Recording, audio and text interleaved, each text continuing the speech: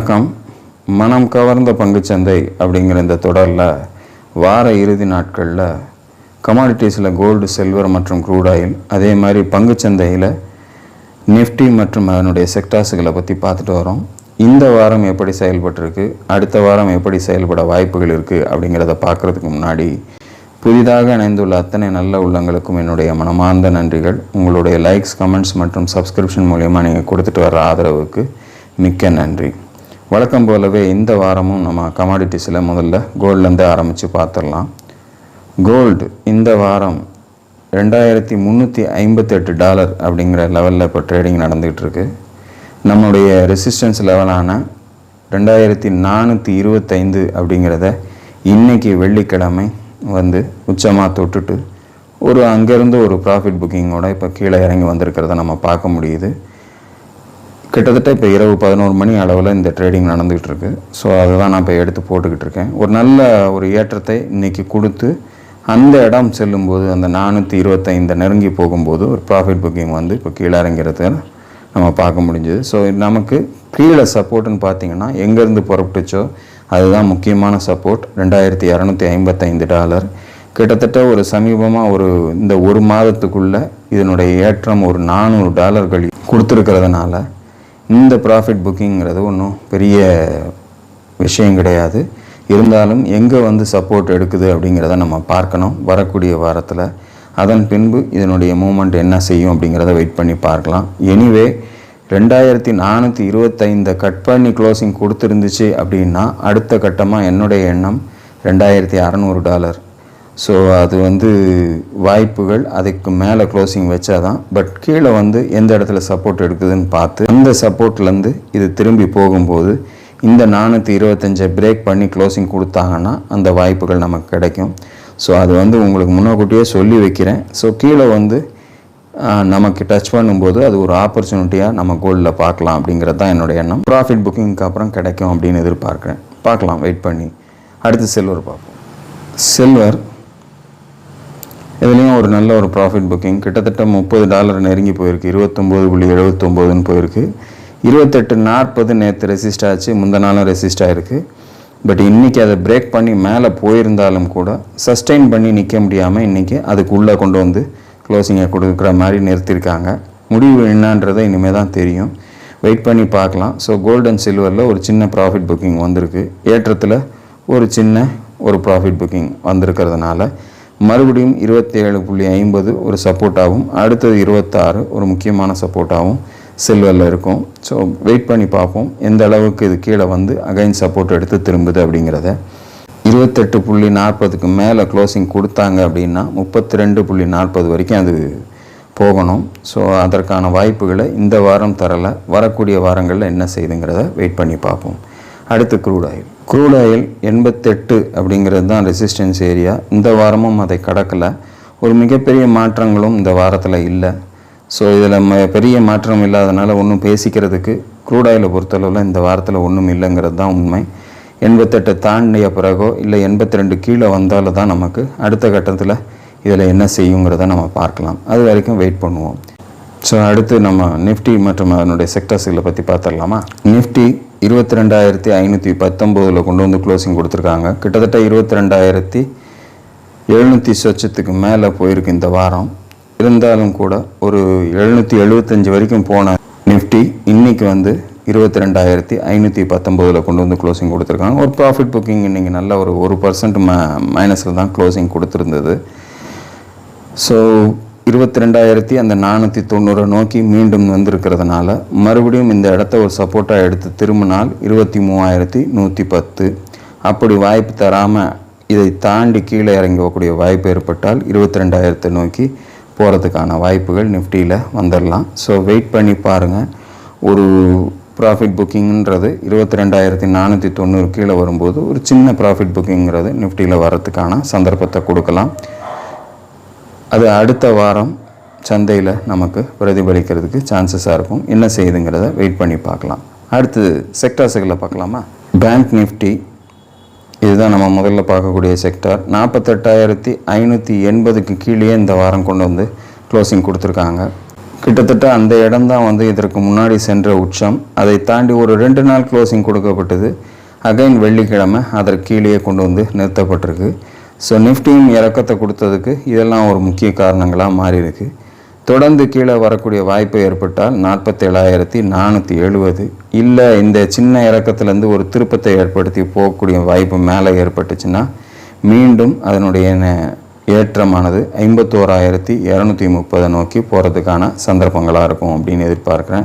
So ஒவ்வொரு இறக்கங்களும் நமக்கு வந்து ஒரு சந்தர்ப்பங்களை தான் நம்ம பார்க்கணும். பட் எந்த சப்போர்ட்டில் கரெக்டாக திரும்புதுங்கிறத மட்டும் வெயிட் பண்ணி பாருங்கள்.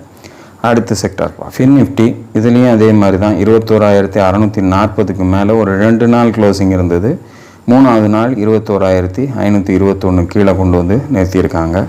ஸோ இந்த வாரம் வெறும் 4 நாட்களில் 2 நாள் மேலேயும் 2 நாள் கீழேயுமா இந்த ஃபின் நிஃப்டி இருந்திருக்கிறத பார்க்க முடியுது. ஸோ ஒரு சின்ன ப்ராஃபிட் புக்கிங் இன்றைக்கி டோட்டலாகவே மார்க்கெட்டில் இருந்ததை நம்ம பார்க்க முடிஞ்சது. ஸோ கீழே சப்போர்ட்டுன்னு பார்த்தீங்கன்னா 21,000, மறுபடியும் 21,640க்கு மேலே க்ளோசிங் போனால் ஒரு நல்ல ஏற்றத்தை கொடுத்து 22,755 நோக்கி போகிறதுக்கு ஃபின் நிஃப்டிலையும் சான்சஸ் இருக்குது. ஸோ அந்த ஸ்ட்ராங் க்ளோசிங்கிறது இந்த வாரம் நமக்கு ஃபின் நிஃப்டிலையும் நிஃப்டி பேங்க்லேயும் நமக்கு கிடைக்கல. பார்க்கலாம் அடுத்த வாரம் என்ன செய்யுதுன்றதை. அடுத்த செக்டர் நிஃப்டி ஐடி, இந்த வாரம் அதுலேயும் பெரிய மாற்றம் இல்லை. 35,400 தாண்டறதுக்கு முயற்சி எடுத்து கிட்டத்தட்ட அது 35,018 கொண்டு வந்து தான் க்ளோசிங் கொடுத்துருக்காங்க. ஸோ இதை கடக்காத வரைக்கும் மேலே போகிறதுக்கான வாய்ப்புகள் இல்லை. கீழே சப்போர்ட்டுன்னு பார்த்தீங்கன்னா வேகமாக வரக்கூடிய சந்தர்ப்பம் ஏற்பட்டால் 33,100 நோக்கி வரத்துக்கான வாய்ப்புகள் ஆகிடும். ஸோ 2 பக்கமும் நீங்கள் ஜாக்கிரதையாக இருங்க. ஐடி ஒருவேளை இந்த வாரம் என்ன செய்யுது அப்படிங்கிறதையும் பாருங்கள். ரிசல்ட் சீசன் ஆரம்பித்தாச்சு. இன்றைக்கி டிசிஎஸ் ரிசல்ட் வந்திருக்கு. ஸோ அதனுடைய இம்பேக்ட்லாம் நமக்கு வரக்கூடிய வாரத்தில் இருக்கும். அதனால் கொஞ்சம் கேர்ஃபுல்லாகவே ஐடி செக்டரில் ஹேண்டில் பண்ணுங்கள். அடுத்த செக்டார் பார்க்கலாம். நிஃப்டி பார்மா 19,400 வரைக்கும் போன வாரம் போய் டச் பண்ணாங்க. இந்த வாரம் 18,840 கீழே கொண்டு வந்து க்ளோசிங் கொடுத்துருக்காங்க. இந்த வேகத்தில் கிட்டத்தட்ட 18,788 அப்படிங்கிற லெவலில் வந்து க்ளோசிங் முடிஞ்சிருக்கு. ஒரு ப்ராஃபிட் புக்கிங் இந்த பர்டிகுலர் செக்டார்லையும் வந்திருக்கிறத நம்ம பார்க்க முடியுது 19,400 கிட்ட. ஸோ மறுபடியும் இது 18,840 கடக்க வாய்ப்பு இல்லைன்னா கீழே 18,070 நோக்கி வரத்துக்கான சந்தர்ப்பங்களாக இருக்கும். மினிமம் ஒரு சின்ன சப்போர்ட் லெவலாக 18,400 இருக்கலாம் அப்படின்னு எதிர்பார்க்குறேன். வரக்கூடிய வாரத்தில் என்ன செய்யுதுங்கிறத வெயிட் பண்ணி பார்ப்போம். அடுத்த செக்டர் நிஃப்டி எஃப்எம்சிஜி, அதுவும் இந்த வாரம் 54,200 தாண்டறதுக்கு முயற்சி பண்ணாங்க. பெரிய ஒன்றும் வாய்ப்புகள் கிடைக்கல. மறுபடியும் கொண்டு வந்து 53,701 க்ளோசிங் கொடுத்துருக்காங்க. கீழே சப்போர்ட் 52,550 தான். 54,200 கடக்காத வரைக்கும் அடுத்த முயற்சிகள் மேலே பெருசாக இருக்காது இந்த செக்டார்லன்ற மாதிரி நான் நினைக்கிறேன். வெயிட் பண்ணி பார்ப்போம் என்ன செய்யுதுங்கிறத. அடுத்த செக்டார் நிஃப்டி ஆட்டோ 22,200 ஒரு ரெசிஸ்ட் ஆகிடுச்சு இந்த வாரத்தில். ஸோ கீழே வந்து 21,851 க்ளோசிங் கொடுத்துருக்காங்க. 21,375 அப்படிங்கிறது ஒரு முக்கியமான சப்போர்ட்டாக இந்த பர்டிகுலர் செக்டரில் இருக்குது. ஸோ அதை தொடர்றதுக்கு மறுபடியும் முயற்சிக்கலாம்.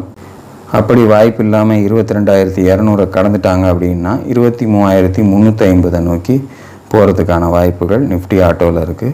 ஸோ சப்போர்ட் அண்ட் ரெசிஸ்டன்ஸை எப்படி மெயின்டைன் பண்ணுது அப்படிங்கிறத வெயிட் பண்ணி பார்க்கலாம். அடுத்த செக்டார் நிஃப்டி ரியாலிட்டி 965 அப்படின்னு சொல்லக்கூடிய 965 கிட்ட இந்த வாரம் பழியாக நிறுத்தப்பட்டிருக்கு. அதற்கு மேலே போக முடியல. 952 க்ளோசிங் கொடுத்துருக்காங்க.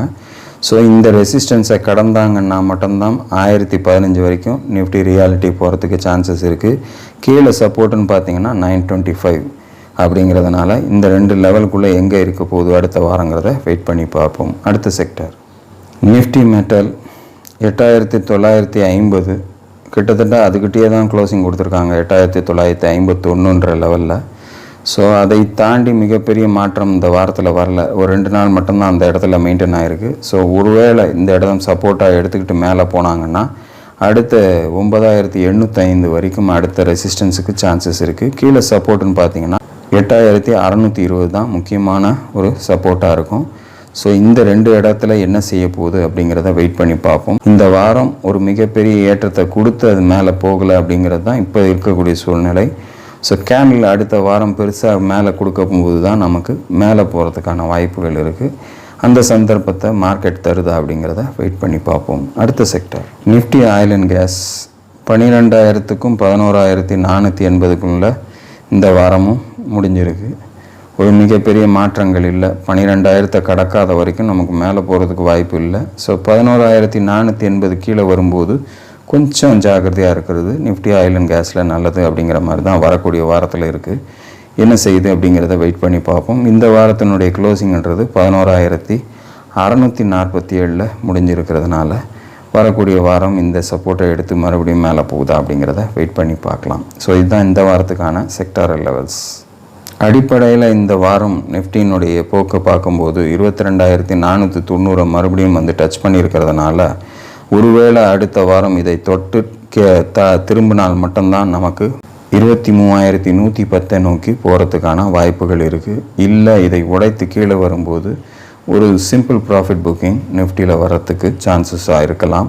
ஸோ அதை எதிர்பார்த்து காத்துருங்க. ப்ராஃபிட் புக்கிங் அப்படிங்கிறது ஒரு நல்லது தான். நமக்கு அப்படி செல்வது ஒரு ஹெல்த்தியான விஷயமாக தான் நான் பார்க்குறேன். அது இதில் மட்டும் இல்லை, கமாடிட்டிலையும் அந்த மாதிரி வர்றதுக்கான வாய்ப்புகள் நமக்கு இருக்கிறதுனால வரட்டும் அப்படின்னு தான் நானும் எதிர்பார்க்குறேன். ஸோ சப்போர்ட் லெவல்ஸை நீங்கள் கனெக்ட் பண்ணி அந்த இடத்துல எந்த இடத்துல சப்போர்ட் எடுக்குதோ அங்கே உங்களுடைய ப்ரெசன்ஸை கொடுங்க. அது கமாடிட்டிலையோ இல்லை ஈக்விட்டி மார்க்கெட்லேயோ ஸ்டாக்ஸில் நீங்கள் செய்யக்கூடிய விஷயத்தில் எந்தெந்த ஸ்டாக்கை எடுத்தாலும் அந்த சப்போர்ட் லெவல்ஸை பேஸ் பண்ணி நீங்கள் செய்யுங்க அப்படிங்கிறது தான் என்னுடைய எண்ணம். வரக்கூடிய வாரத்தில் கமாடிட்டிலையும் நிஃப்டிலையும் என்ன செய்ய போகுதுங்கிறத வெயிட் பண்ணி பார்க்கலாம். அடுத்த வீடியோவில் இந்த வாரத்துக்கான நமக்கு வாய்ப்புகள் தரக்கூடிய ஸ்டாக்ஸுகள் என்னென்னன்றதை நம்ம பார்க்கலாம். அதுவரையில் நன்றி, வணக்கம்.